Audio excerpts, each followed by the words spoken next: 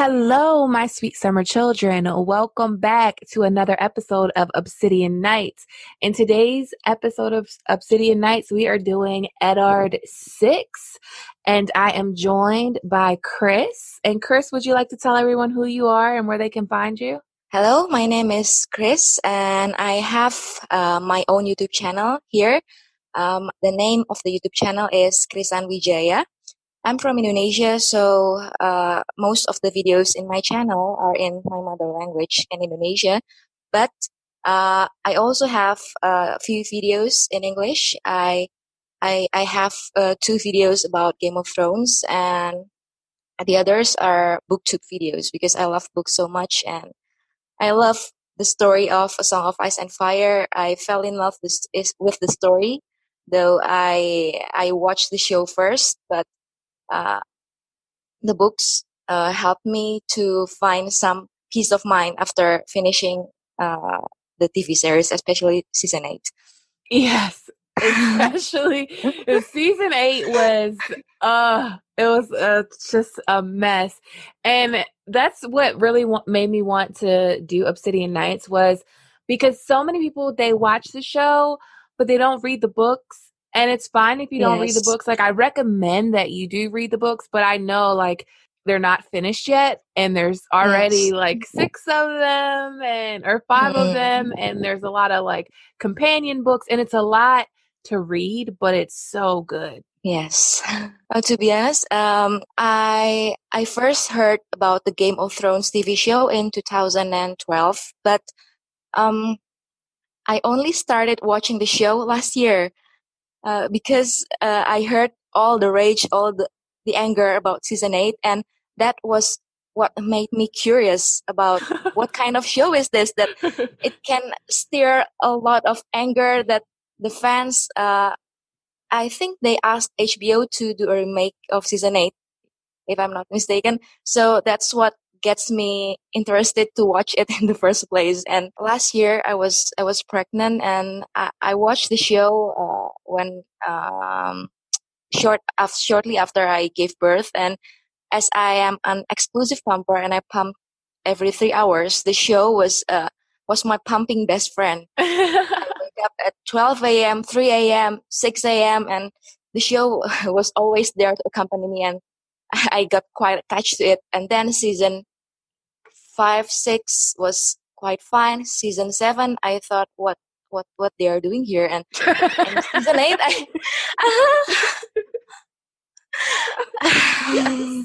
yes, I agree. I'm sorry, that's funny when you said, what are they doing here? Because I like Quinn's ideas. He had been dragging the show for so long, and I was like, oh my God, you're so hard on the show. And he's like, no, it's bad. It's bad. It sucks. Yes. And he had been saying that. And then in season 7, like, I knew it was bad. Like, it was stupid. Like, the whole white hunt thing, like, that didn't make any sense. Like, we're going to go catch a white across the wall and bring it so Cersei can help us. But we really need Cersei. So, like, it just didn't make sense. And I was like letting things slide in that season, because I'm like, okay, they're going to bring it back together in season 8. Season 8 is going to make all of this make sense. And then it didn't. And then they didn't. Yes. Yeah, so we're going to move from season 8 to Eddard 6, because we're in Kingslanding, and there's a lot of juice to be had. We get to talk about some Valyrian steel today, and Tobo Mott and Gendry. There's a lot to talk about. So the opening scene is Ned Stark's point of view, and it's Ned, and he's with the small council, and they're dealing with like some problems that are arising because of the Hands Tourney. So the Hands Tourney is the tournament that Robert is having in honor of Ned being named Hand. And all of these people are coming to King's Landing. So Janis Slint comes in, and he's complaining about all of the stuff that's going down in the city. And to be honest, like, I'm just going to read this quote, because King's Landing was ratchet as hell during this time period. Call it what you will, my lord. Knights have been arriving from all over the realm, and for every night we get 2 free riders. 3 craftsmen, 6 men at arms, 12 merchants, 24 whores, and more thieves than I dare guess. This cursed heat had half the city in a fever to start. And now with all these visitors, last night we had a drowning, a tavern riot, 3 knife fights, a rape, 2 fires, robberies beyond count, and a drunken horse race down the street of the sisters. The night before, a woman's head was found in the Great Sept, floating in the rainbow pool. No one seems to know how it got there or who it belongs to. So, like, that's what King's Landing is looking like right now. And I think King's Landing is never a quite safe place to live, right? No. I totally every agree. time there's always lots of crimes. In the next books, King's Landing's condition keeps on getting worse. The war made it really worse. No, that's all I want to say. Yeah, King's Landing is like, if you were to say Westeros is like America, King's Landing would be like a major city. So like Chicago, Baltimore, New York, like that's how King's Landing is. So I don't know. It's a lot of crime going on.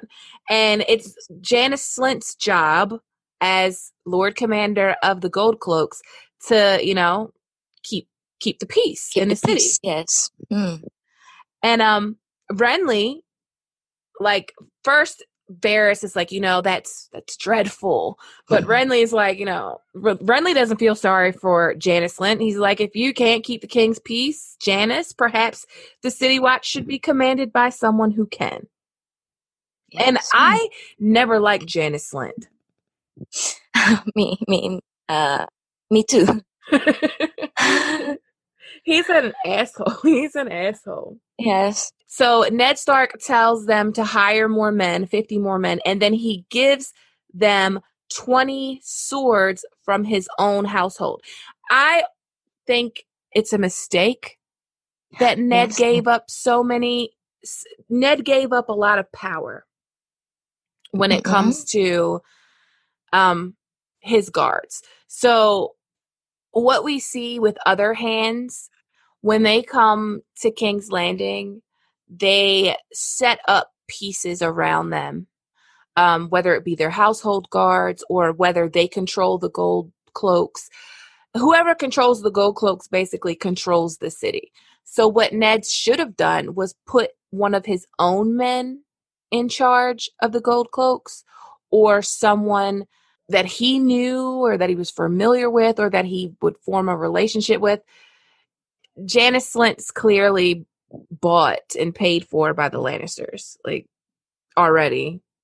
He's bought.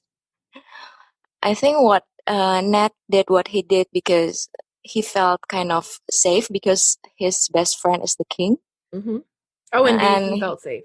Yes, and right now I'm one of my current reads is the second book. What Tyrion did as soon as he arrived in King's Landing, he took control of the watch, and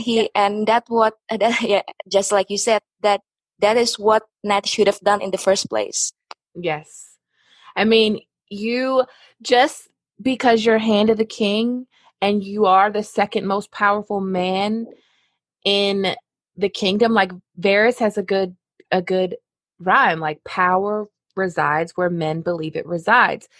If you don't have the numbers, you don't have the power. And Ned didn't do enough to stack the numbers in his favor. He was actually, instead of bringing people around him, he was sending his people away. Poor Ned. He loathes the idea of this tournament. He wants it like done. Like the sooner it's done, the better for him.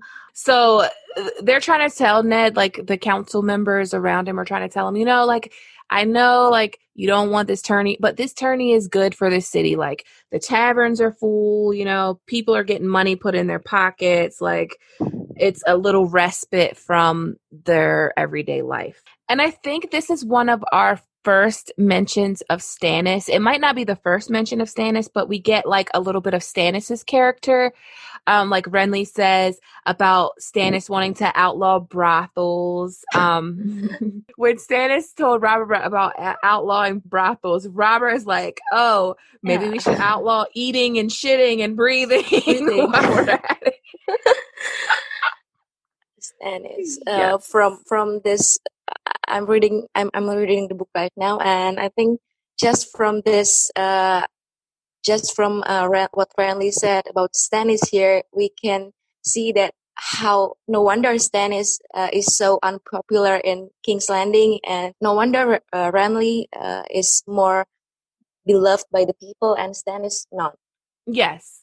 Yes. Renly and Stannis are like, Renly is so full of pageantry and flattery, and he's handsome and he's funny and he's younger, and he's just like kind of a joy to be around. And Stannis is like this hard, mean man that just wants to do his duty. Like they said, he goes to his marriage bed like a man marching to a battlefield. Like that's not a guy I want in my bed. Not even. But Ned also wonders, like, when is Stannis, like, when is he going to come from Dragonstone and take his seat on the council? Because Stannis has up and left. And the rest of the council didn't miss him at all. No, they don't miss Stannis. And I think it's kind of sad. And it's one of the things that I hold against Stannis is that Stannis knew that his brother was in danger and he just left. He knew. I think in the first season of the show, they didn't really explain why Stannis left, right?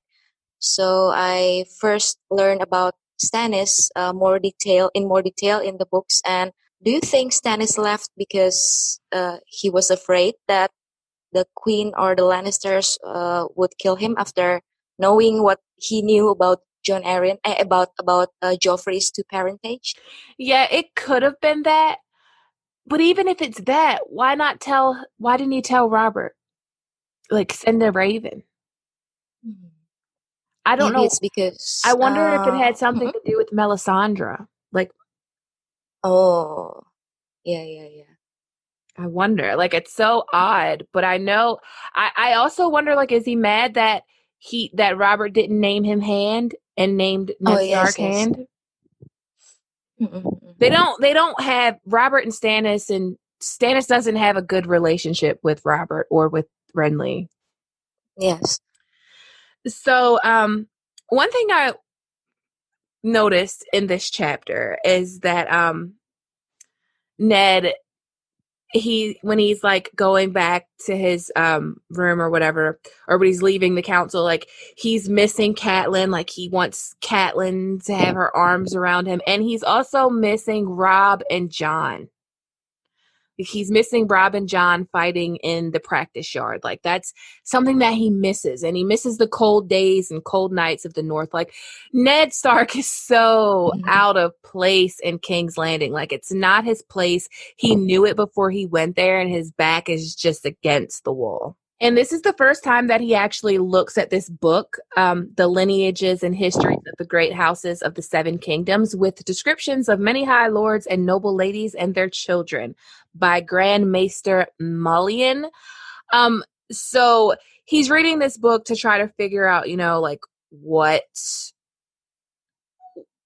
Jon Arryn was doing with it. And he can't get anything out of the book right now. There's nothing. There's nothing of a note right now. Yes. But we also, in this chapter, get introduced to Lan the Clever and the legend of Lan the Clever. So Lan the Clever is this legendary character from the Age of Heroes, like Bran the Builder. And Lan was the first Lannister ever. So Tyrion has a lot in common with Lan the Clever when you actually look at like who Tyrion parallels from history. But Lan the Clever actually stole Casterly Rock from the Casterlys with just his wits. So the legend is like, there's a couple different legends. Like one is that he like covered himself in butter and squeezed in through a cleft in the rock and just basically stole it. Oh yeah, and while we're at it, I also did my research on Lan the Clever, and yes, just like you said, the most popular version of Land the Clever story is he he uh, he bothered himself and then slipped to the castle rock, and then I think he turned the people and the castle against each other. So in the end, he won the castle just with his wits. And I think there are some rumors that Tyrion is actually not a Lannister, but I don't believe it. I think he is a true Lannister because of his wits. I do too. I think Land the Clever is total Tyrion foil. Like totally. Like I feel like that is the imprint for Tyrion is Land the Clever. But I also like when we think about Tyrion personally, like I get that there's tons of Tyrion Targaryen evidence. Like I feel like it's George has at least thought about making Tyrion a Targaryen. George has planted those seeds for Tyrion to be a Targaryen. But there's also a lot narratively that makes me think that he's a Lannister, because that dynamic between Tyrion and Tywin would not be as meaningful and as good as it is if Tyrion wasn't Tywin's son. Yes. So basically, Ned gets some information about Jon Arryn's last days, about Stannis visiting a brothel. It's odd to Ned that Jon Arryn and Stannis were working on whatever together. Ned doesn't know why Stannis and Jon Arryn were working together. Like what like Jon and Stannis had never been like friends. They were cordial to each other, but they weren't friends. And Ned finds it odd, that while Robert's, coming to Winterfell, Stannis just dips and goes to Dragonstone. But we find out that they together, Stannis and Jon Arryn, visited a brothel. And Ned is like, Stannis, Baratheon, and a brothel? Like, this doesn't even make sense. And one of the more interesting parts of the chapter that I liked was Renly was plotting to hook Robert up with Marjorie. But it's not clear in the first book, right? We knew about this plan clearly in the next book. Right. Yes. So he shows Ned like this gold locket, and it has a mirrorish style painting in it. And it's a girl with brown hair. And Renly wanted Ned to know, like, who does this remind you of? So Renly's like, wanting to know if she looks like Lyanna. And Ned's like, no. And Ned thought that Renly was going to court Marjorie, right? Yes. And Ned finds it odd. Like, Ned finds the whole thing odd. So Jory helps Ned get dressed and everything. And Ned goes to the Street of Steel. So the Street of Steel is like the Armory Street. The streets have these names. So Street of Silk is like where the clothes and stuff and all of the Damascus and all of that stuff can be bought. So Ned goes to the Street of Steel, and he's on his way there. The mud gate comes open, and Lord Beric is there. So there's "Make way for Lord Beric," the rider shouted. "Make way for Lord Beric." And close behind came the young lord himself, a dashing figure on a black courser with red gold hair and a black satin cloak dusted with stars. "Here to fight in the Hands Tourney, my lord?" a guards man called out to him. "Here to win the Hands Tourney," Lord Beric shouted back as the crowd cheered. So Beric actually becomes a way bigger character. Like, that's just our first time seeing him through Ned's eyes. But Beric is going to become a way bigger character. As the story progresses, we learn that Beric is actually the foreshadowing for Jon Snow. We learned that from the author himself. He did an interview and said that Lady Stoneheart and Beric Dondarrion were foreshadowings for Jon Snow, which I find interesting. Yes. I think in the show, I only remember Beric as an angry man with a fiery sword, and we didn't get to know him better in the show. Yeah, the show really kept Beric around a long time, but really didn't do much with him. He was just, kind of there. So they go to the armorer shop, and this is where we meet Tobo Mott and Gendry. So Jon Arryn and Stannis, or Jon Arryn, went there and saw Gendry, I'm guessing. So Tobo Mott, to me, is an interesting character, and Gendry is a very interesting character to me. And I think Gendry is a very important character. So Tobo Mott is actually the guy that melts down ice and forges Widow's Wail and Oathkeeper. But that's a while down the road. But Tobo Mott is one of the last people in the world that knows how to rework Valyrian steel. So in order to rework Valyrian steel, you have to know the spells that were cast when making it. You have to know them, and he knows them. So he is a blacksmith from Norvos, and Norvos is actually in Essos.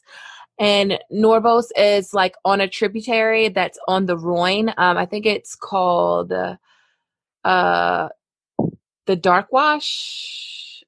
I think it's called the Dark Wash. But so whatever Valyrian, he knows some of the old Valyrian magic, and he knows the spells to be able to rework the Valyrian steel. And a lot of people in the fandom, question, is that something that he taught Gendry? Because Gendry is Tobo Mott's apprentice. And he is quite talented in his job. Very talented. And Tobo Mott, he does armor for a lot of the great lords of Westeros. So he did Loras Tyrell's armor. He did Renly's green armor. He wants to make Ned, a helm and direwolf stuff, but Ned's like, I don't need all that shit. That would scare the children. Yes. So basically Ned is like, what did Jon Arryn want with you? Like, why did he visit here? And then that's when we meet Gendry. And Gendry is described as thick hair, shaggy and unkempt, and black as ink. The shadows of a new beard darkened his jaw. This is Gendry, strong for his age, and he works hard. Show the hand the helmet you made, lad. So Gendry shows Ned the helm that he made, the bull's head helm. And, Ned wants to buy it. And and Gendry's like, it's not for sale. And Tobo is like, boy, this is the king's hand. If he wants this helm, make him a gift of it. He honors you by asking. And Gendry's like, no, I made it for me. And so to me, Gendry is interesting. And I know there was tons of theories that Gendry was actually the secret son of Cersei. And it's not really possible when it comes to the books, because secret son of Cersei. This is the first time I've ever heard of that theory. So in the show, Cersei tells Catelyn in the beginning when Bran is laying in bed and Cersei comes in to talk to Catelyn. She says, I had a black-haired boy one time, but it died. And people were thinking that she gave it to somebody to get rid of, or she tried to get rid of it, but she couldn't kill the child. And that's how the child ended up where he ended up. But that conversation never happens in the books. In the books, she does say that she got pregnant by Robert, I think, and Jaime got rid of it, or they got rid of it. Like she drank moon tea or something like that. Like she didn't actually have the child. I don't think there's any evidence for that in the book. But I do think it would be interesting, when we think about Gendry, I really, if Daenerys wasn't going to be the queen, I really wanted it to be Gendry, because I feel like he would make the perfect king. Why? Why Gendry? Because he's lived among the small folk, and he's not seeking power. And I feel like the people that seek power are the ones that should never be able to obtain it. Agree. They're usually unfit.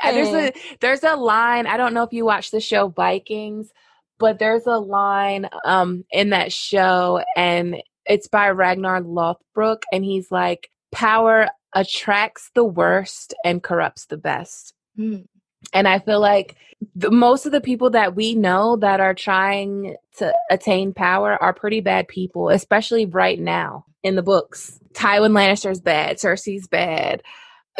Who's trying to attain power right now? Basically the Lannisters. Yes.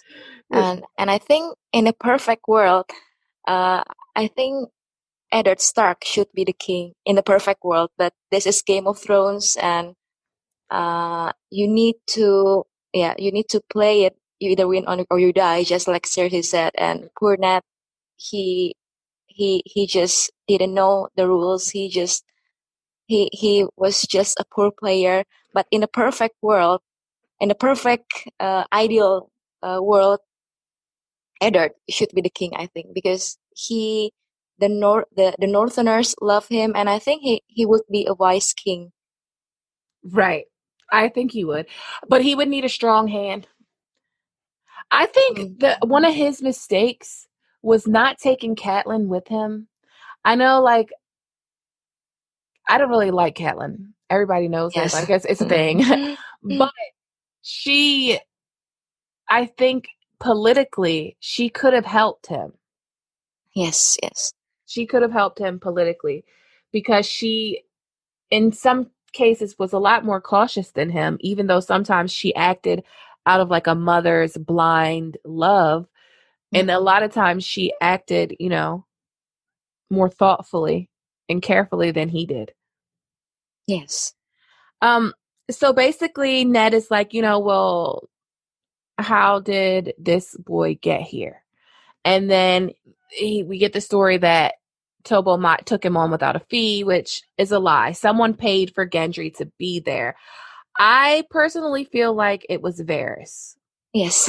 I also, because Tobo Mott described the hood shade of his face. So this mysterious man who sent Gendry to be Tobo Mott's apprentice was obviously in disguise. And I think the only character that can disguise himself so perfectly is Varys. Exactly. And I agree 100%. So basically, that's the chapter. They leave. Ned is like, if he ever decides he would rather have a sword in his hand than a hammer, then, tell him to get in contact with me. And if I ever want direwolf armor to scare children in the streets, then I'll know where to come. And that chapter ends with this quote: "What had Jon Arryn wanted with a king's bastard, and why was it worth his life?" And basically what Jon Arryn was trying to do was figure out, what Robert's children would look like. And Gendry is what Robert's child would look like. Black hair, blue eyes. Black hair and blue eyes. Is strong. Exactly. And with hands made for a hammer. And who wields a hammer? Robert, a warhammer. So that is Eddard 6. Do you have anything that you wanted to add? I in the middle of this chapter, there's Nat was recapping what the information he gathered from the watchman, the servant girl, and I'll just read the book. The serving girl had at least been pleasant. She said Lord John had been reading more that was good for him. This is, I think, the serving girl was describing how John read the great the book of lineage, and then he was troubled and melancholy over his young son's frailty and gruff with his lady wife. And at this point, I thought about Lysa Arryn, and I think she in this point, we have no idea that actually the one who poisoned Jon Arryn is his lady wife. Exactly. No one suspected it. No one. But they did suspect a woman. at first. Oh, yeah. Like, and when he was talking to Pycelle, they said poison is a woman's weapon, but they're thinking Cersei. They're not thinking Lysa would kill her own husband. Mm-mm. But what makes it worse is that Lysa did kill her own husband at the behest of Littlefinger. Yes. And I think Lysa was so she was such a fool for falling for Littlefinger. Oh yeah. Poor Lysa. But good riddance. I can't stand the Tullys. Unless it's the Blackfish. I like the Blackfish. But that's Eddard 6. Thank you for coming. Make sure you guys check out her channel. I will link everything below. And you guys, I will see you next week.